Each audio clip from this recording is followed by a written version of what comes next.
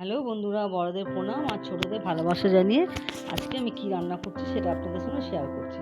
তো আপনারা আমার সাথে থাকুন, দেখতে থাকুন।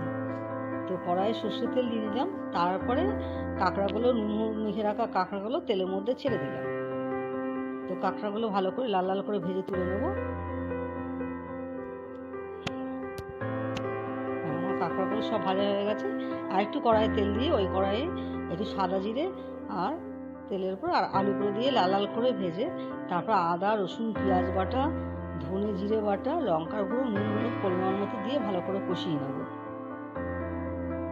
তো দেখতেই পাচ্ছেন আমার কষানো হয়ে গেছে। এবার পরিমাণ মতো জল দিয়ে ঢাকা দিয়ে একটু আলুটা সেদ্ধ হতে দেবো। দিয়ে যখন সেদ্ধ হয়ে গেছে ভাজা কাঁকড়াগুলো সমস্ত ঝোলে দিয়ে দিলাম। এই ঝোলটা যখন মাখা মাখা হয়ে গেছে তখন গরম মশলা দিয়ে রান্নাটা নিভিয়ে দিলাম গ্যাসটা। তো আমি যেরকম রান্না করলাম আপনাদের সঙ্গে সেটা শেয়ার করলাম। আপনারা কেমন করেন সেটা জানাবেন।